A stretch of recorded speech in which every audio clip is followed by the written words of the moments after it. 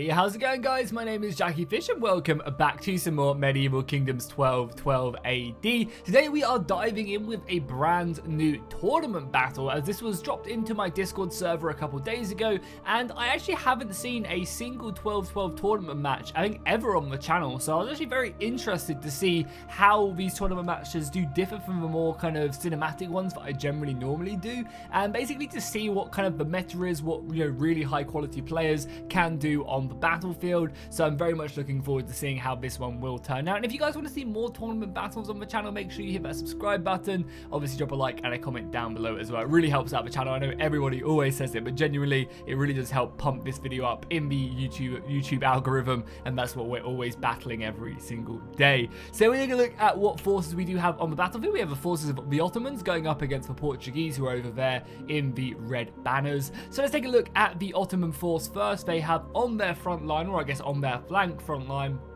they have 2 units of these heavy shock cavalry. The great thing about this horse is the fact that it is a hybrid, so it's basically a lancer cavalry that also has a bow and arrow. So it means they can kind of pick off a few horses from the enemy forces before they end up actually clashing with them. So a very, very effective horse. It's one of the strengths of the Ottomans, is this ability to move in. We then also have a unit of the heavy axemen again. I mean, look at the high quality in their weaponry, their armor. They're clad in chainmail from head to toe. Definitely a scary unit again, super high tier unit, and yeah, really scary. There is also a unit of these pike polearm infantry as well. These guys are basically here to support the cavalry fight whenever it does inevitably erupt. These guys will then be pushed into that melee to really reinforce. Then on the actual central front line, we just have 5 units of these pretty late tier medium infantry. I think it's 5, maybe even 6. So yeah, 5 frontline infantry. These guys are going to hold the line. They're going to keep the battle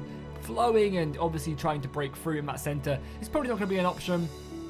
But even these guys, they'll be able to do some decent damage and trade very nicely. Behind that, we also have another unit of medium infantry. I guess this is kind of just more of a unit that can kind of support the flanks if they need to, reinforce the center if they need to, and move in. And finally, we do have another unit of heavy shock cavalry. Obviously, the other side of the battlefield is mirrored. And then we do have the Sultanate's bodyguard right here as well, looking pretty goddamn scary. I love the masks that these guys do have, or not really masks, but a full chain mail kind of overhead is beautiful. But if we take a look at the forces of the Portuguese, you can see on their left flank they do have some of these javelin men with the actual really cool looking javelins right there. I guess they've got like an arrow tip to help with travel, so they can maybe go a bit further. They've also got cool shields as well. Portuguese are definitely an underutilized faction, which I very rarely see on the battlefield. And I mean, by looking at their units, they really should be played more, because look at this. We have a heavy unit of Portuguese shock infantry. I imagine these guys will be able to do very well against the axes if they can get stuck in, even though I also imagine the axes have great armor piercing, so it'll be a good matchup to see if they can come out on top. They also have 3 units of Portuguese knights back here, or 2 units of Portuguese knights, and then the general unit as well, who's going to be over on this left hand side, overwhelming the enemy cavalry if they can. The one thing we're going to have to be scared of, obviously, is going to be them light polearm infantry, but I imagine that's probably what the javelins are made for. Then we have 6 units of infantry on this front line. Yeah, 7 units of infantry, and these are again going to be just the medium swordsmen here of the late period. These are actually the lower period as well. These are just high period, not late. No, high is the latest period, right? Yeah, so these are actually the higher period than the Ottoman infantry. However, I don't think they're as high, as well trained, because I believe the Ottoman infantry were actually golden trained. But over on the far right hand side, we do have again another 2 units of these bad boys, another unit of knights, and then 2 more units of Portuguese cavalry. So again, no archers being brought into this battle, besides the javelins for the Portuguese, and we have a lot of scary cavalry on both sides. I think the Ottomans definitely need to utilize their missile cavalry early on to really try and catch the Portuguese off guard. I think they very much have that advantage, because again, no one really has long missile range whatsoever to really counterplay that. So the horse archers should be charging up the battlefield right now and really just causing Portuguese kind of casualties, because again, you're going to be racking up hundreds of kills on them horse archers, but every little bit of kill you do get on the skirmishers or the infantry, that's going to play a big difference when the battle is kind of as close as it's going to be. You know, you can see, look at the numbers. The Ottomans have 2,290 men, and the Portuguese have 2,360 soldiers. So again, both sides are very similar in numbers, and small plays are going to make a big difference. And yeah, utilizing this ammunition is going to be huge, and I think it's definitely a good idea to do so, because as I was saying, there's no real counterplay whatsoever. This cavalry can kind of roam around, and obviously you have to be a little bit cautious about being caught by the heavy knights, but again, their speed is 80, the knight speed are 80. As long as they're not stupid with them and pay attention, they could definitely start firing in on these light skirmishers, who I'm very interested to see how much damage these guys can do, as they look very fancy. So I'm hoping that they can do some decent damage. I can only assume that they do a crazy amount of damage because of their feathers. They obviously got feathers there for a reason. Yeah, good armor piercing. So these are the perfect ones to try and hit into cavalry, or obviously the heavily armored axemen back here. These halberds are probably not going to be their target just because these guys have a lot of armor. 25 armor is nothing compared to the 75 of the heavy axemen. But both sides are moving in, and you generally do see this quite often in these battles, is you don't really see anyone ever bring missiles.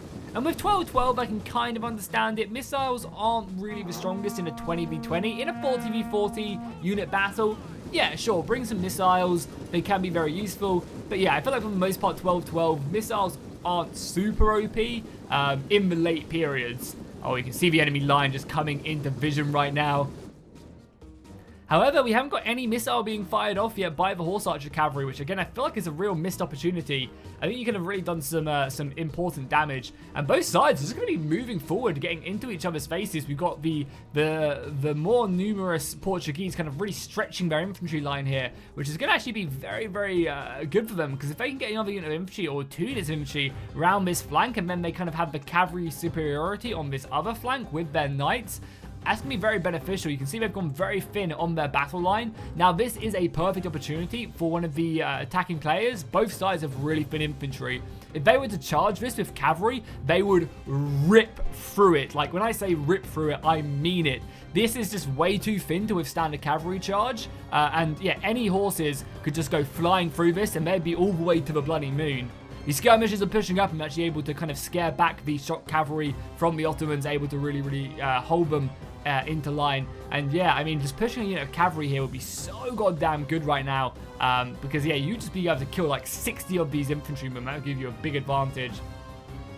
The Portuguese knights are moving around, and just some of the Portuguese are looking for an engagement right off the bat. I mean, ideally, this is obviously a good idea for them, because if they can engage the Ottoman cavalry before they can volley off their arrows, that's going to be very beneficial for them. The Portuguese form into a tightly knitted wedge formation and just go smashing into the Ottomans as the arrows come, or I say the arrows, the javelins come flying in. At the moment, their focus is actually onto these Ottoman light halberds. Oh, look at that as well. It looks so cool, man. They're massive javelins. But unfortunately, not able to really rack up a kill on these guys. I mean, obviously, even though they are light armored, it's not going to be doing, it's still going to be doing some decent damage. But obviously, these are the targets. And oh my god!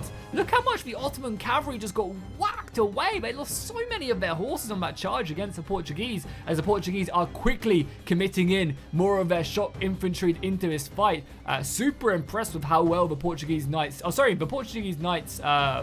okay, they did better on this flank. They did not do as good on this side. On this side, the Portuguese knights got smacked down on that charge.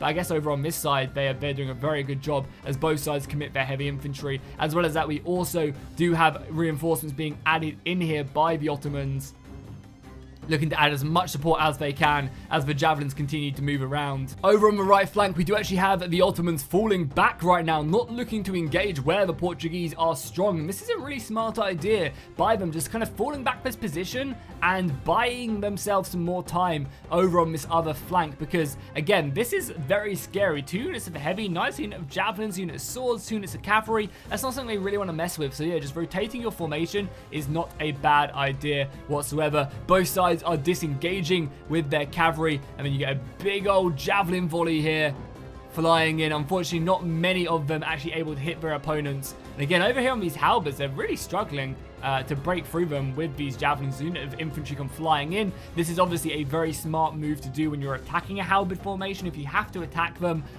then making your formation very dense is a good idea, because you can kind of rip that hole right through the center, and then you're also not engaging these guys, and obviously these guys as well. You're kind of completely ignoring them. Javelins coming in though and doing some good damage. You're able to find kind of the gaps in the enemy formation. However, with the general unit of the Ottomans coming around, that's going to be pretty scary. We also have the Portuguese cavalry coming around. Another charge for them would not be a bad idea. You also have to be very careful here. And there you go, a charge come flying in. And just look at the damage. As I was saying, like, these formations are way too thin to withstand this cavalry charge. And right off the bat, this unit of Portuguese soldiers have literally lost like 40 men. And you got another unit of cavalry coming in as well. That's just devastating. That really, really is. But again, they were kind of asking for it the entire time. And the Portuguese can do exactly the same to them if they can find them. And as well as that, they are also pushing around. So if the Portuguese can get to like here, then they can really utilize that cavalry charge into the back here to bring them down. So they'll have to keep a close eye on that. More cavalry charges going over on this side. I think the Portuguese have definitely come out on top, even though they actually do have less numbers. And with the Ottoman general here, we're going to be seeing him going flying into the back and really trying to put the hurt on the Portuguese knights, as we see them fighting bravely with their mace and shields. Such a good looking unit. The helmets, the shields, the weaponry. Oh, 1212 is a beautiful, beautiful mod indeed. We can see them fully engaging as more of these javelins come flying in. Unfortunately, but I feel like they're just really not able to get as many kills as they'd like. 15 kills is just not great. Maybe moving them around this flank could be good, and then using that to kind of volley in. Another volley going in over on this side, I guess. Yeah, just trying to pick up as many of these guys as possible. But we're going to see the Portuguese cavalry actually breaking from this side, and the constant kind of fighting retreat that they have here is really, really playing into the Ottomans' hands. And again, just look at that damage. I assume this unit got charged again. They lost over half the unit, or almost half the unit. Yeah, over half the unit. Right here, almost half the unit. God, maths is hard sometimes. But yeah, they've almost lost half the unit already just from a couple cavalry charges because they were a bit too thin. And that's stuff that loses you games in tournaments. As you can see, the main infantry fight isn't really popping off. The Ottomans are holding firm against the Portuguese infantry. Both sides are basically very evenly matched. Yeah, you can see both sides have killed 9 men. If we take a look at the numbers, yeah, these have killed 8, these have killed 9. This isn't going to be where the battle is decided. It's going to be on these flanks, and if the Portuguese can't get their flank engaged onto the Ottomans soon enough, they're going to be in a real tricky situation. And this is a really nice move as well, because the Portuguese cavalry is all the way over here. They're actually going ahead and because they've obviously brought their battle line all the way back, they've actually gone ahead and committed another unit of cavalry over here to reinforce this section, which I think is such a smart idea. They have all this infantry here, and the Portuguese are being really slow to engage this, so that actually really allows them the ability to shift over an extra unit of cavalry onto this flank and just come in and crush the Portuguese knights and then move in onto the Portuguese general. If I was them, I'd maybe even think about either going through this gap with my general and hitting these guys, or moving in here and just trying to take out the enemy general with a brutal charge from the flank. But very nice play here by the Ottomans. You know, that kind of fighting retreat over on that left-hand side is definitely paying dividends in this battle. If we go back onto normal speed so we can actually hear the battle sounds, you can see the Portuguese knights fighting hard. And there you go, the cavalry is, I think, starting to move around, get some arrow fire in, and yeah, causing a big break here. At the end of the day, this probably wasn't the best idea by the Portuguese charging into halberds, and the cavalry is going to be wrapping around, and yeah, big break there. I'm going to charge in into the back of, oh my god, that was devastating. A rear charge in 1212 is just insane. Killing oh my god, literally wiping the unit from one rear charge. I mean, it's a super heavy shot cavalry, and then finally they are now able to engage here as the Portuguese cavalry do circle around. They really need to get some damage in now because this flank is starting to crumble. The Portuguese general is running for his life. Why are you running? I understand why he's running, as the Ottomans cheer his downfall and fire in a brutal volley into his back. However, he's going to turn and engage, or I only assume it's the Ottoman general, but he is not long for this world. You've got an entire another unit of shot cavalry coming around. The Ottoman cavalry is now dispersing themselves backwards, trying to pin down and just kind of engage the Portuguese, and I don't think this is looking too good for them. However, yeah, even over on that unit right there, he got charged by cavalry, being decimated right now. However, they have managed to get their axemen really stuck in here. Sorry, their Portuguese knights, dismounted knights, stuck in very nicely against the Ottoman infantry. And you can see them just doing work against them. Obviously, they are going to completely outclass the sword and board of the front line of the Ottomans. I say that, though, they're kind of losing this combat pretty decisively somehow. Not really sure how. Ottoman's OP, it would seem. The enemy general has now been surrounded. They are trying to shift over some more of these javelins, just kind of lobby into this combat, which obviously a very good idea. Another charge coming in here, just going to be ripping through the Ottoman lines. A very nice charge there by the Portuguese, able to really rack up some kills on them. But it might be a little bit too late. This cavalry is moving over. There you go. The Portuguese general is now breaking. However, so is the Ottoman flank as more reinforcements do go in. Finally, I mean, these guys are trading very well with the dismounted knights of Portugal. They're able to break that and then now go slamming into the back of this formation. If they can maybe rack up this flank quickly enough and then go into the back here in the center, then maybe there's a chance. But as you can see, that entire flank is crumbling. The Portuguese knights are fighting bravely on. But I think even them, they're going to struggle to tie down all of these units. Even with their glorious looking helmets, I think this is not man enough to really deal with that. The Ottomans can now start distributing more of their infantry back here. As you can see, they are being enveloped here, so this flank did crumble. It's just the fact that this flank couldn't engage quick enough due to how aggressive or I guess defensive, I should say, the Ottomans actually were on this side. What they probably should have done is as soon as they started to see them retreat, they should have just charged cavalry in, and that would have been very effective. Yes, he maybe would have got counter-charged by the enemy cavalry, but I think it would have been very beneficial just to kind of force this flank to engage, because as we saw, this flank was their strength. This flank right here was where they had their strongest amount of soldiers, and the Ottomans just delayed them. They just fell back and won the flank where they were strongest. And that really dictated the battle. They were able to catch the enemy general. And unfortunately, the Portuguese just do not have the strength. They definitely also should not have engaged these spears as well, the polearms. They should have just completely ignored them, wait for them to get out of position and then charge them with cavalry. But sometimes, in the heat of battle, especially in these tournament battles, you don't always make the perfect decision, and it's easy for me to say in hindsight what I would have done. Obviously, I wasn't playing the battle. Lots of things evolve very quickly.